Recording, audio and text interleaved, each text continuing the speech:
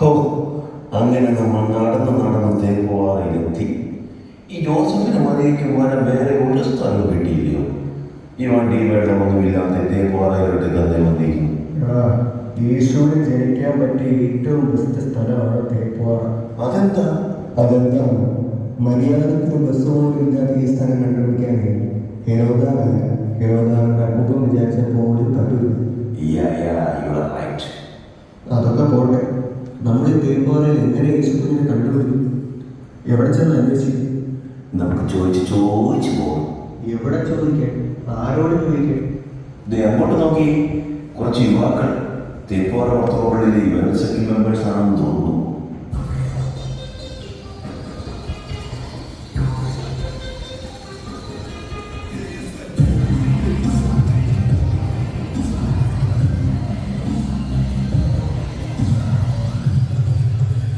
Hello hello hello, ഈ പാട്ട് കൂത്തൊക്കെ കഴിഞ്ഞെങ്കിൽ കാര്യം ചോദിക്കട്ടെ?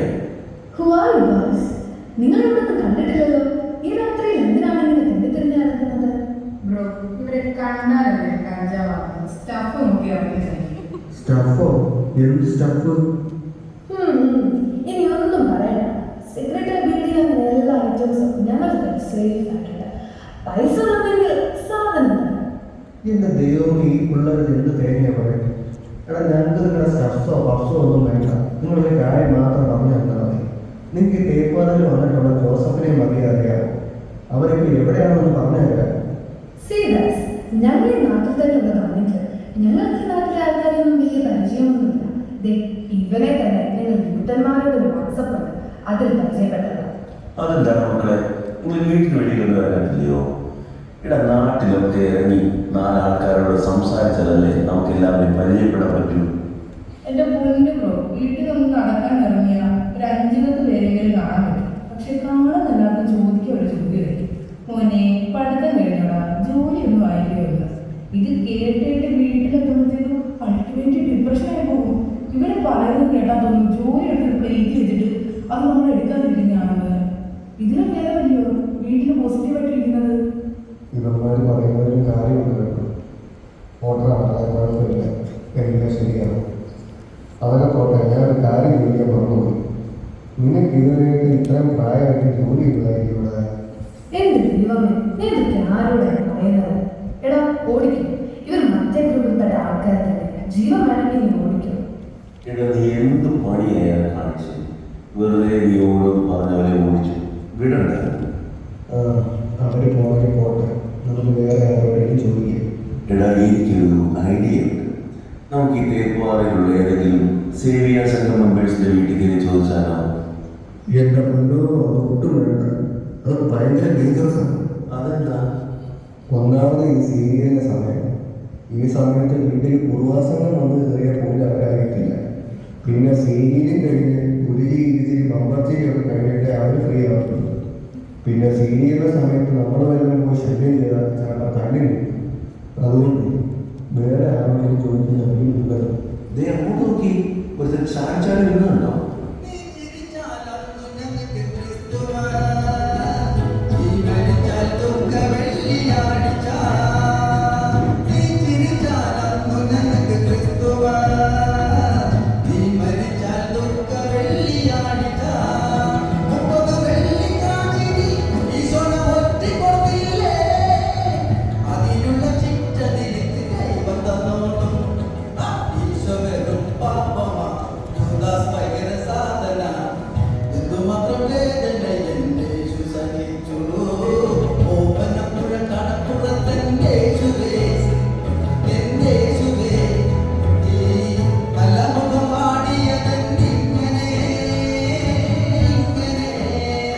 എടാ, അതെന്ത് വേണം ചാടി വരുന്നത്? കണ്ടാൽ കുഞ്ഞു വരുമോ?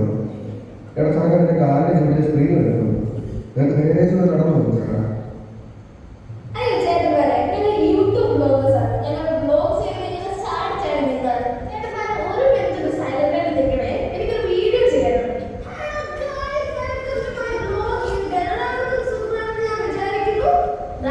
എല്ലാ ദിവസവും ബ്ലോഗ് ചെയ്യുന്ന ഒരു ബ്ലോഗറാണെന്ന് നിങ്ങൾക്ക് അറിയാമല്ലോ. പക്ഷേ ഇന്നലെ എനിക്ക് അൺഫോർച്ചുനേറ്റ്ലി ബ്ലോഗ് ചെയ്യാൻ പറ്റിയില്ല ഗായ്സ്.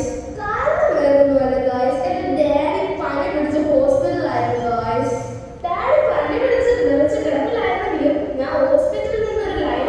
ശ്രമിച്ചു. പക്ഷെ അവിടുത്തെ ഡോക്ടർമാരും നഴ്സുമാരും എന്നെ തല്ലി ഓടിച്ചു ഗായ്സ്. ആ ഹോസ്പിറ്റലിൽ വെച്ച് ഞാൻ ബ്ലോഗ് ചെയ്തിട്ടെങ്കിൽ അവിടുത്തെ കിടക്കുന്ന രോഗികൾക്കൊക്കെ ഒരു ആശ്വാസമായിരുന്നു ഗായ്സ്. പക്ഷെ ഹോസ്പിറ്റലുകാരെന്ത് ചെയ്യാൻ അവർ സമ്മതിച്ചില്ല ഗായ്സ്. ഇത് കാണുന്ന ലക്ഷക്കണക്കിന് പേരുടെ ഫാൻസോട് എനിക്ക് ഒന്നേ പറയാനുള്ളൂ, നമുക്ക് ഹോസ്പിറ്റലിൽ കൂട്ടണം, നമുക്ക് ഈ കേരളം കത്തിക്കണം ഗായ്സ്. ഇപ്പോഴുള്ള ഒരു ആശ്വാസമായി. ഇനി ഇന്നത്തെ ബ്ലോഗിന്റെ പരിപാടി നോക്കാം. നീ നിന്നെ വ്ളോഗ് ചെയ്യാൻ പോകുന്നത്? ഇന്നോ ഇന്ന് ഞാൻ ചെയ്യുന്നത് പ്രാങ്ക് ഷോ. അതായത് വെറുതെ മലയാളികൾ വഴിയിലൂടെ നടന്നവരെ തെറി വിളിക്കുക, വാഴപ്പഴം കളിക്കുക, ഇങ്ങനെയൊക്കെ ചില കാര്യങ്ങളാണ് പ്രാങ്ക് ഷോ. ഇടയ്ക്ക് കണ്ട നേരെ രണ്ട് സ്കൂൾ കേട്ടോ. അയ്യോ എനിക്ക് ഭ്രാന്താണ്. ഇങ്ങനെ ചെയ്താൽ എനിക്ക് വ്യൂസ് കിട്ടുന്നുള്ളൂ. എടാ ഇങ്ങനെയൊക്കെ ചെയ്താൽ നിനക്ക് വ്യൂസ് അല്ല, നല്ല നല്ല അല്ല, ഇത് തല്ലി കിട്ടണം, അതാണ് എൻ്റെ ആഗ്രഹം. നിങ്ങൾക്ക് അറിയുമോ, തല്ലി കിട്ടിയ വീഡിയോസിനൊക്കെ 1 മില്യൺ 2 മില്യൺ വ്യൂസ് ഒക്കെ കിട്ടുന്നുണ്ട്. കൂടുതൽ തല്ലി കിട്ടുന്നതിന് അനുസരിച്ച് കൂടുതൽ വ്യൂസ് കിട്ടും.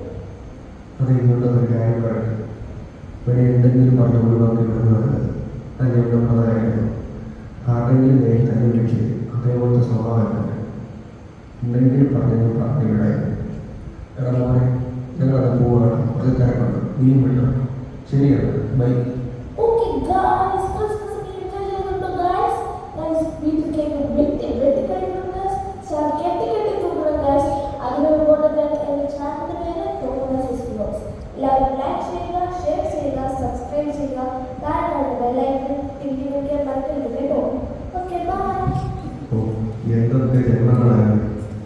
എൻ്റെ ഒരു വിലയിരുത്തൽ വെച്ച് യേശുവിൻ്റെ പിറവിയേക്കാൾ അത്ഭുതമാണ് ഇതിൻ്റെ പിറവ്.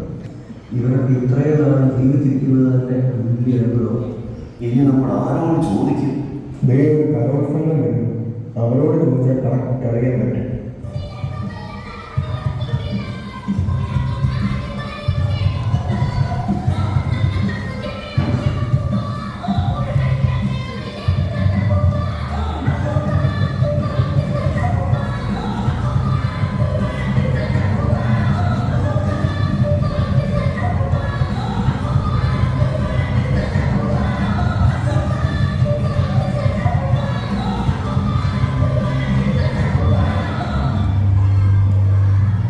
എന്റെ ദൈവമേ, ഇതൊക്കെ എന്ത് പാട്ടാണ് നീയൊക്കെ പാടുന്നത്? ഇങ്ങനെയൊക്കെ പാഠം ചെയ്താൽ എന്നാലേ പൈസ കിട്ടൂ. അത് ശരിയാണെന്ന് പറയാം. ഇങ്ങനെ കൊണ്ടുവന്ന് താഴെ എത്ര ഓടുന്നവരാണ് ഇവരെ ടൂറ് പോകുന്നത്. നിന്റെയൊക്കെ ഈ പാട്ട് കേട്ട ജനിക്കാൻ പ്ലാൻ ചെയ്യുന്ന യേശു തിരിച്ച് സ്വർഗത്തിലോടല്ല പോകുന്നതിനോടാണ്. അതെ, അതാകുമ്പോൾ ക്രിസ്മസ് ഈസ്റ്റർ ഒരുമിച്ച് ആഘോഷിക്കാം.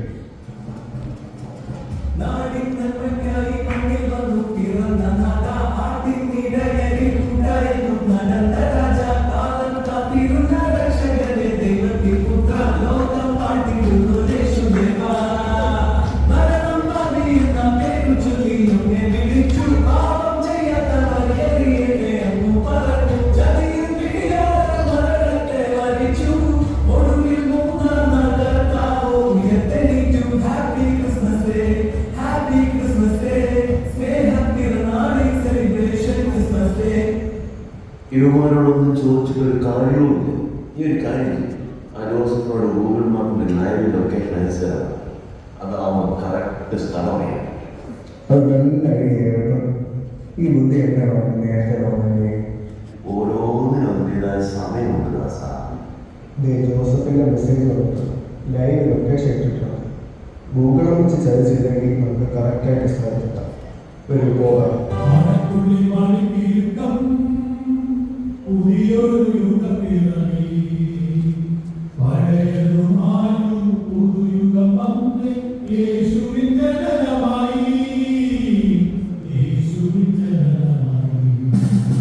പഴത്തുള്ളി യുഗം, പുതിയൊരു യുഗം ഇറങ്ങി, പഴയതും മാഞ്ഞു, പുതുയുഗം വന്ന് യേശുവിൻ ജനനമായി, യേശുവിൻ ജനനമായി. ഇപ്പോൾ മാത്രം തിരുവചനം പോലെ നേടിയ സമാധാനത്തോടെ വിട്ടയക്കുന്നു. ജാതികൾക്ക് വെളിപ്പെടാനുള്ള പ്രകാശവും നിർജ്ജനമായ ഇസ്രായേലിന്റെ മഹത്വമായി നീ സർവ്വജാതികളുടെയും ഉപയോഗിച്ചിരിക്കുന്ന നിന്റെ രക്ഷയെ എന്റെ കണ്ണ് കണ്ടല്ലോ. ക്രിസ്മസ് ആഘോഷങ്ങൾ ഈ കാലത്ത് ക്രിസ്തുവിൻ്റെ ജനനം നമ്മൾ എന്ത് മാറ്റങ്ങൾ കൊണ്ടുവരുന്നത് നാം ഓരോരുത്തരും ചിന്തിക്കേണ്ട സമയം അതിക്രമിച്ചിരിക്കുന്നു. 1000 പുൽക്കോട്ട് കൊണ്ടു കിടന്നാലും നമ്മുടെ ഹൃദയത്തിൽ ക്രിസ്തു ജനിച്ചില്ലായെങ്കിൽ ഓരോ ക്രിസ്മസും വ്യർത്ഥം. ക്രിസ്മസിൻ്റെ മഹത്തായ സന്ദേശം ഉൾക്കൊണ്ട് ക്രിസ്തുവിൻ്റെ അനുയായികളായി നമുക്ക് മാറാം. എല്ലാവർക്കും ക്രിസ്മസ് പുതുവത്സര ആശംസകൾ.